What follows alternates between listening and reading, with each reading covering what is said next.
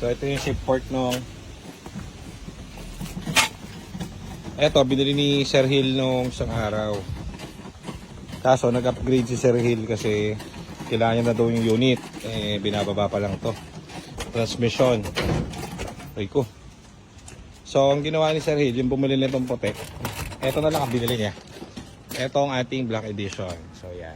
Kukuhanin niya mamaya. So, ito, available to.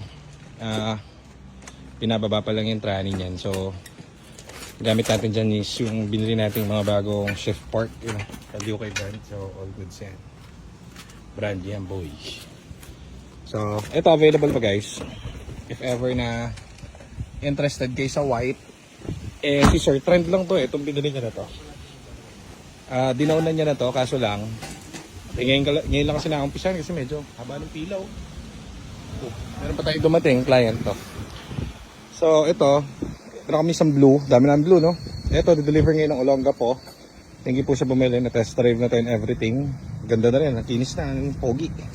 So, testing na rin engine ito and transmission. So, saka lang natin marirelease after. So, para mga 3 days na to tinitesting. So, all good sa to. Di-deliver ng Olonga pa to today.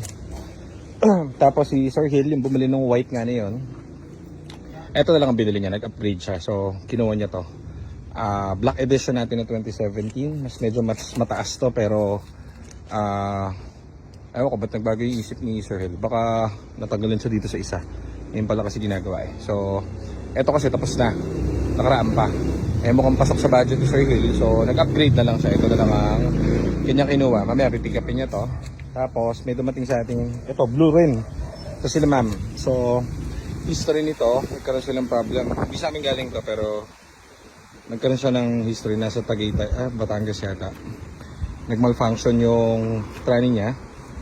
Inumin nila ng mali naka-1. Naka-1. So, ang siste, para sila nangangabayo. Eh, kaso, lowest cost kasi yung gusto ko rito sa repair. Ayoko siyang gumastos agad. So, tinesting muna natin yung mga shift part. Okay naman, everything okay naman. Pero sa paahon, eh, dahil nga inuwi niya, nilaban niya ng naka-1 lang. Tingin ko sunog yung clutch na ito eh. So, palit kami ng clutch dito. Pinaiwan ko muna sa kanya. Pinahiram ko muna sila ng unit natin para may magamit sila. O-operahan din to today. Yan, yung unit niya. So, pag natapos yung clutch na ito, wala na siyang intindihin dahil maganda naman yung loob nito. Actually, sariwa to eh. Kaso lang, yun nga. Pagka meron kayong ganun guys, yung nag-malfunction, kunwari yung transmission nyo, tapos tipong malayo ko yung biyahe nyo, huwag nyo na ilaban kasi masusunog yung clutch yan. Magkakasabog-sabog ang transmission system niyan. So, ito, nag-malfunction to siguro dahil nalobat to eh. Maliit lang yung problem nito. Nung nalobat yan sa Tagaytay o sa Batangas, naka-1 na lang yung gear nito, inuwi nila pa Manila, nilaban nila. So, imagine, naka number 1 lang yung gear nito pabalik ng Manila. Sunog ang clutch. So, palit tayo ng buong clutch dito para matapos. At magamit na nila tong pambiyaheng malayuan. Daming blue. Dumi ng iba nating unit. So, the black edition sold. Tapos, sold na rin to. Ito ang naging available dahil nag-switch siya dito. So, wala may issue yan. Actually, yung issue niya na yung ginagawa na. Ang issue niya is shift port. So, palit na bagong. Ito yung shift port na papakita ko sa inyo. Ganito ang itsura ng pangit na shift port. Kaya kahit gawa, pinapalitan namin.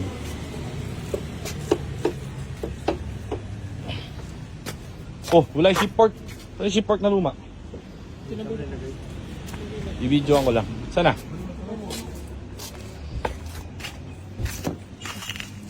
Ayun. Ayun yung shift port niya, kinakalawang na. Ayan. Ayan, luma. Gumagana pa naman, pero para walang intindihin yung yung bibili, palitan na natin. So, syempre, pag nagpapalit ka niyan, medyo pricey. So, at least yan, one shot na lang pag binili. Wala na siyang intindihin. So, ayun yung mga blue natin, ang alaga natin. Ay, meron pa tayo dito sa dulo. Ikutan natin. Teka, lalabas ko to. Uwi na ako eh. Kakain ako. Sige, labas mo muna. Alis na sila eh. So, nandito yung iba pa natin unit. Teka, ikutan natin. Ito yung na-release natin, yung charcoal yung isang araw. May nakita tayong leak. So, pinayos muna natin bago i-release. Yan. Pina-machine shop namin yung head. Kasi may nakita kaming onting leak eh. Nabili na to. Hindi kami komportable kasi baka sa future magkaroon ng yung leak na yun maging mas malaki pa. Magkaka-problem lang yung bumili. So, inayos natin, pinamachine shop natin ni Rush kahapon. All goods na ngayon. Nakakabit na yung head niya. So, all goods na to. Okay na to. Ito namang isa, yung binubuo namin. Bayad na rin to. Sold na rin to kay sir. Tapos na rin to sa machine shop. Bago na yung lahat. Refresh yung engine.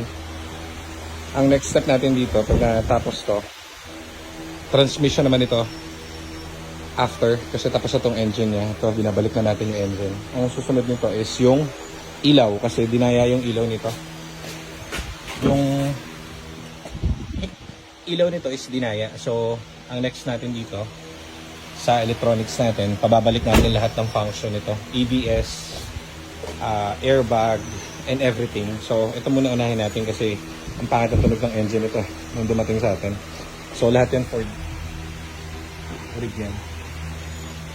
Imagine, pag bumili ka rito, refresh na yung engine. Unlike, sabihin mong untouch yung engine, syempre, sa'yo pa rin naabutan yan. At least ito, 0-0. So, all origin, puro Ford specs. So, pagtapos nito, siguro, mamaya matatapos to. Susunod na dito yung sa electronics natin, yung mga ilaw niya bubuhayin and everything. Kasi, magiging okay na yung engine niya. Kaya naman, pinatay yung ilaw na ito, dinaya nung nabila namin.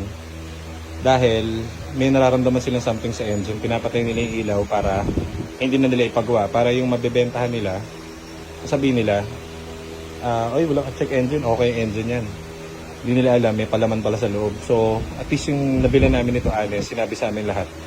So, mababawasan na naman yung isang umiikot na kalukuhan sa marketplace. So, ganyan yung ginagawa natin dito. Kasi ito, kapag binenta mo siya ng as-is na ganyan, sa marketplace, yung mabibentahan nito kawawa.